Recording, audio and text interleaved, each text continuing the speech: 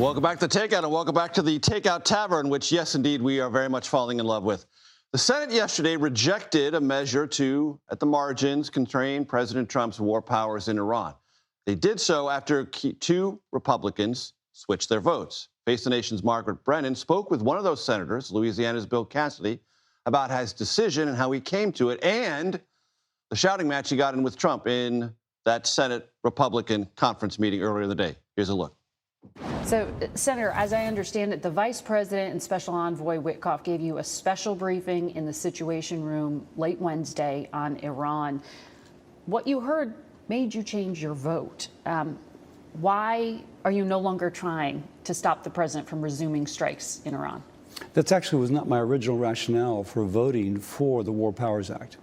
My original rationale was because we were not being briefed. We could be the Senate, the Congress, or the United States. And I felt it important that we be briefed. I agreed with the president's original goals. Those were not being achieved by my perception. Mm-hmm. And so before I could say, okay, everything's hunky-dory, I said, I need to be briefed. After the exchange I had with the president yesterday, I passed a note to Steve Witkoff. Steve, I would consider changing my vote, but I've been voting yes because I've not been briefed. He said, called me back in the hour, and let's have a briefing. We had it last night. What did you hear that changed your mind?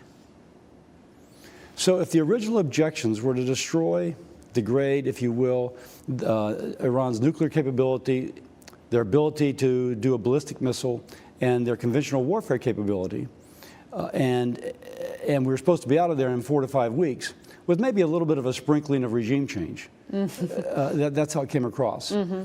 The regime change is off the table. That doesn't seem as if that's going to happen. Mm-hmm. But it does seem as if the way they laid it out, the other 3 objectives can be reached.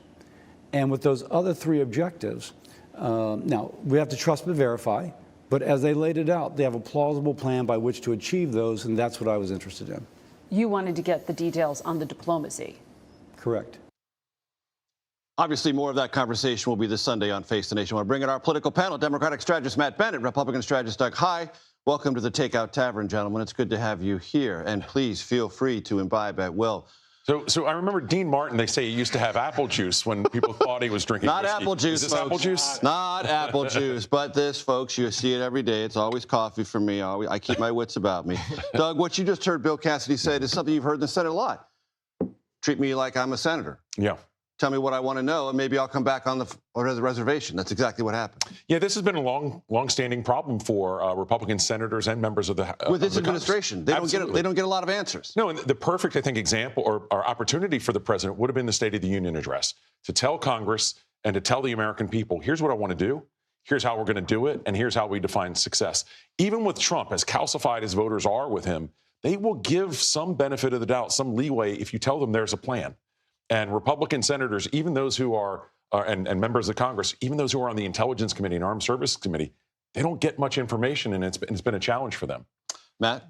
I mean, we're 4 months into this thing, and it took Cassidy yelling at the president. And the president yelling back. And the president yelling back for him to get a private briefing. We don't know what he heard from those guys, and the Democratic Senate doesn't know, and the rest of the Congress doesn't know. What we have heard over and over is a flurry of different goals for this thing. We're going to do regime change. We're going to get the nuclear stuff. We're going to do the missiles. We're going to get rid of their Navy.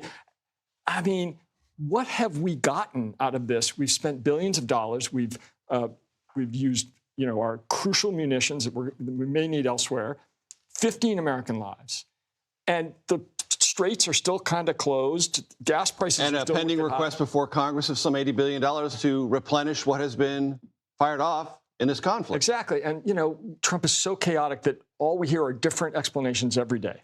I want to talk to you, Matt, because I know you have a perspective on this. What happened in New York and how important it is. Brad Schneider was on this program and said, no. Actually, centrist or more mainstream Democrats are becoming larger numerically in the House caucus. But that's not the headlines this week. And when you look at the Gallup poll that shows that the favorability approval rating of socialism among Democrats is 66%, capitalism is 42%, it appears there's a trend line within the Democratic conversation that I'd imagine you're not comfortable with. I'm going to need some more. That's why we have this. That's why we have this.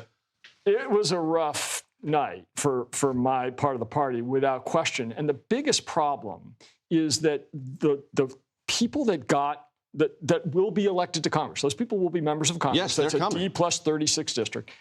They are dramatically much more extreme than anyone we've seen on the left in Congress. They're not before. Progressive, they're Oh, socialists. no, they are radicals. I mean, one of them believes that we should abolish prisons and let murderers out of jail. That is not, you don't have to be a political genius to figure out how to weaponize that against other Democrats.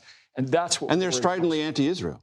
Oh my gosh. I mean, that has become. Which is becoming a very big fissure point within the Democratic coalition broadly. It is, for sure. And the people that supported them, that is, you must be on the right side of that issue or else you are evil. The people they beat are progressives. They're members of the Progressive Caucus. In good standing. Right. Non-scandalized. Not at all. They're for Medicare for all. They're for all the things that you would think the folks on the left would like. But if you cross them on that one issue, you're dead to them. Doug, I wonder if you see happening within the Democratic Party what you saw happening in the Republican Party circa 2010. Oh, absolutely. Tea Party, conservative, activists, aggressive. They don't really care about the establishment or the party leadership or any of that. Yeah, I think we're seeing the beginnings of a House Democratic Freedom Caucus. And when you say they don't care about any of that, it also means it's more about performance art than it is really issues. And they don't care for what the rules are. And part of this goes back not just to 2010. And actually, there's a kind of authenticity, quote unquote, that comes from disdaining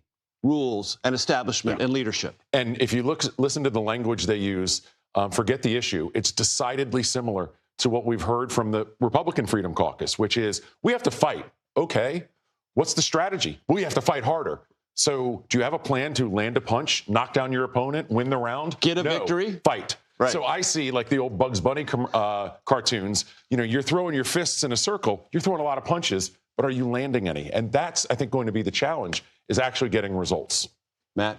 You're going to see these people do a lot of cable news. You're going to see A lot of social media. A lot of social media. More social media than cable news. Yeah, I mean, this is the Marjorie Taylor Greening of the Democratic Party. These people are the pre-break with Trump, MTG. They're coming to Congress to make waves, not to make legislation. And they're going to cause problems for Hakeem Jeffries if he's Speaker, and they're going to cause problems for Democrats running in swing districts because their statements, their histories will be used as bumper stickers against centrist Democrats running elsewhere. 100%. We saw this in 2020, where defund the police was used against people running in swing districts to great effect. And of course, Doug, you would say Republicans, that's what you have to do. Sure. But you know who just got a lot more interesting as a Democrat? AOC. How does she navigate? She was a big spark plug for all of this when she very shockingly... With or against, yeah. Right. How does she do that? Doug Heye, Matt Bennett, gentlemen, drink up.